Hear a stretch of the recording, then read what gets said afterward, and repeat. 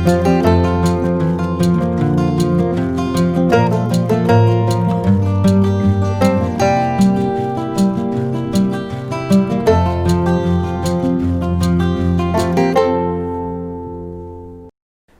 गुरु के तमाम नाज़रीन की खिदमत में अस्सलामु अलैकुम वरहमतुल्लाहि वबरकातुहू। आज आपके सामने एक बहुत ही इम्पॉर्टेंट और अहम मुद्दे पर बात करने में आया हूँ। आप सब जानते हैं कि चारों तरफ कोविड-19 या कोरोना वायरस की वबा फैली हुई है और बहुत तेज़ी से पूरे केसेस बढ़ रहे हैं और सब लोग फ़िक्रमंद हैं। तो सबसे पहले तो इस ताल्लुक़ से बात समझ लें कि बहुत ज़्यादा केसेस बढ़ना, पॉजिटिव निकलना, इससे बड़ा मसला नहीं है, अगरचे कि वो केसेस और सीरियस बीमारी की तरफ न जाएं और उनके अमवात ना होने लगे।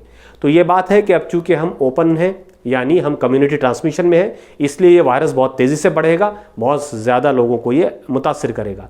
लेकिन अगर वो ज़्यादा शदीद बीमार नहीं हो रहे हैं तो कोई मसला नहीं, वो धीरे धीरे अच्छे हो जाएंगे और अपनी नॉर्मल लाइफ गुजारने लग जाएंगे। जिस और एक अहम मुद्दे से आपसे जिस पे बात करनी है वो ये कि कोविड-19 के ताल्लुक़ से जो वबा है उसके ताल्लुक़ से बहुत सारी गलतफहमियाँ, बहुत सारी कंस्पिरेसी थ्योरीज़ फैली हुई है। तो ये कंस्पिरेसी थ्योरीज़ क्या होती हैं? ये थ्योरीज़ वो होती हैं जो कि जैसे एक आलमी सेहत तंजीम है, वर्ल्ड हेल्थ ऑर्गेनाइजेशन, बड़े बड़े डॉक्टर्स हैं, बड़े बड़े साइंटिस्ट हैं, एपिडेमियोलॉजिस्ट हैं, ये वायरस के ताल्लुक़ से कुछ बातें बता रहे हैं।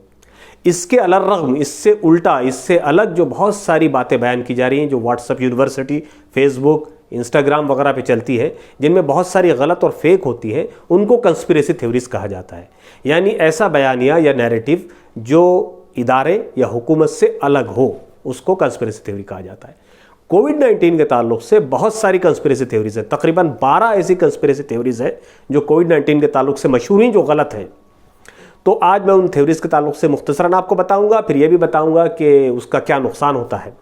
तो पहली चीज़ तो यह है कि जो कंस्पिरेसी थ्योरी सबसे ज़्यादा मशहूरी हुई कि भाई कोविड-19 नेचुरल नहीं है, बल्कि बनाया गया है चाइना वुहान के एक लैब में और सारी दुनिया में फैलाया गया ताकि चाइना जो है उससे अपनी कमाई कर सके। तो ये गलत साबित हो गया है। खुद बहसा साइंटिस्ट, हमने खुद इसके पेपर के ताल्लुक़ से बहुत सारी लिखा भी है और पूरी दुनिया के साइंटिस्टों ने बताया है कि ये एक नेचुरल वायरस है। हाँ, ये बात सही है कि वो वुहान के एक मार्केट से निकला और सारी दुनिया में फैल गया। तो पहली चीज़ तो ये है कि ये बात गलत है कि ये बायो वेपन है या ये बनाया गया है। ये एक नेचुरल वायरस है और ऐसे नेचुरल वायरसेस और फ्यूचर में आते रहेंगे, जिसके लिए हमको तैयारी करने की ज़रूरत है।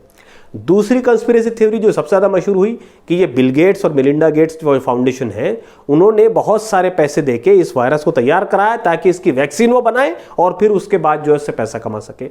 ये भी गलत बात है, क्योंकि ऐसा कोई वायरस बनाना और फिर उसका उसकी वैक्सीन बना करके पैसे कमाना, ये ज़्यादा मुश्किल काम है। उनके पास आसान तरीके से भी पैसे कमाने के तरीके हैं। दूसरी बात यह है कि इस तरह का वायरस बनाना, चूँकि मैं खुद एक मॉलिक्यूलर बायोलॉजिस्ट हूँ, तो हम ये जानते हैं कि इस तरह का वायरस बनाना कोई बच्चों का खेल नहीं है। बड़ी से बड़ी लैब में भी इस तरह के वायरस के बनाना इंतहाई मुश्किल तरीन काम है और अब तक कोई ऐसा वायरस बग़ैर किसी नेचुरल वायरस को यूज़ करते हुए नहीं बनाया गया है। तो ये बात भी समझ लें कि ये भी एक थ्योरी गलत है। एक थ्योरी और आई थी कि 5G स्पेक्ट्रम जो है, यानी ये जो 5G लॉन्च होने वाला था चाइना में, वो लॉन्च हुआ, उसकी वजह से लोग मरे, इसको छुपाने के लिए चाइनीज़ गवर्नमेंट ने ऐसा वायरस बना दिया। ये भी एक गलत बात है। कोई भी स्पेक्ट्रम, चाहे 5G हो, 4G हो, इंसानी सेहत पे बराह रास्त असरअंदाज नहीं होता। ऐसी कोई तहकीक अभी तक हमारे पास नहीं है। ये सब नॉन आयोनिक रेडिएशन होते हैं, जिनको साइंसी ज़ुबान में कहते हैं। ये हमारे से, हाँ, ये बात ज़रूर है कि परिंदों की जो मूवमेंट होती है उस पर ये असरअंदाज होते हैं। इस पर कुछ ना कुछ बहुत सारी तहकीक भी सामने आई हुई है। यानी जो परिंदे नेविगेट करते हैं, एक जगह से दूसरी जगह जाते हैं, सैकड़ों मील का सफ़र करते हैं, उसके ताल्लुक से एक और कंस्पिरेसी थ्योरी आई थी कि ये वायरस दवा बनाने वाली कंपनियों ने ईजाद किया ताकि अब इसकी दवा बनाई जा सके, वैक्सीन बनाई जा सके और पैसे कमाए जा सके। तो ये बात भी गलत है। गलत इसलिए है कि बेहतर होता कि वो पहले वैक्सीन बना लेते, क्योंकि अब तो सबसे ज़्यादा ज़रूरत है वैक्सीन की, और फिर खूब बेचते। लेकिन अभी तो बनाने में ही लगे हुए हैं, कोई कैंडिडेट नहीं है। और आप ये समझ लें कि वैक्सीन बहुत जल्दी आने वाली नहीं है। जो बड़े बड़े दावे जैसे यहूदियों ने इसराइल में किया, इसराइली हुकूमत ने किया था, उनके मिनिस्टर ने किया था कि हम वैक्सीन के बहुत करीब पहुंच गए, लेकिन अभी तक कोई साइंटिफिकली हमारे पास उसका डेटा नहीं है। एक जो सबसे बड़ी कॉन्स्पिरेसी थ्योरी है वो ये है कि भाई यहूदियों ने ये वायरस बनाया है। तो आपको बता दें कि सबसे ज़्यादा यहूदी लोग इससे शिकार हुए इन टर्म्स ऑफ उनकी पॉपुलेशन जितनी है उसके एतबार से। सिर्फ न्यूयॉर्क शहर में 700 यहूदी लोग कोविड-19 का शिकार होकर मर गए। तो दोस्तों ये बहुत सारी हैं, और भी हैं, 12 हैं, ये मैंने 5-6 आपके सामने बयान की। ये कॉन्स्पिरेसी थ्योरीज का प्रॉब्लम ये होता है, ये कॉन्स्पिरेसी थ्योरीज का सबसे बड़ा प्रॉब्लम ये होता है कि ये इंसान को प्रैक्टिकल नहीं रहने देती, ये इंसान को प्रैक्टिकल नहीं रहने देती। ये इंसान को ये बताती है कि एक बहुत बड़ा कोई एजेंट है, जो कोई बहुत बड़ी ऐसी चीज़ है जो कि ये सब कंट्रोल कर रहा है और वो जो है कंट्रोल करके सारी दुनिया को अपने कब्जे में कर लेगा। ये इंसान को प्रैक्टिकल करने के लिए आमादा नहीं करती, यानी प्रैक्टिकल नहीं रहने देती इसको। वो कंस्पिरेसी माइंड में चला जाता है। वो वो खुद क्या कर सकता है इसके बजाय सोचने की, वो सोचता है कि सब चीज़ तो बाहर से कंट्रोल हो रही है, मैं क्या करूँगा। ख़ास तौर पे एक मोमिन मुसलमान को इस तरह से नहीं सोचना चाहिए। हम सब कुरान के मानने वाले हैं, कुरान में वाज़े लिखा हुआ है कि जितनी शैतान की चालें हैं, जितनी कॉन्स्पिरेसी थ्योरीज़ हैं, वो सब की सब गलत है। तो एक बंदा मोमिन को जो है कभी भी इस तरह की जो कॉन्स्पिरेसी थ्योरीज़ है उस पर यकीन नहीं करना चाहिए।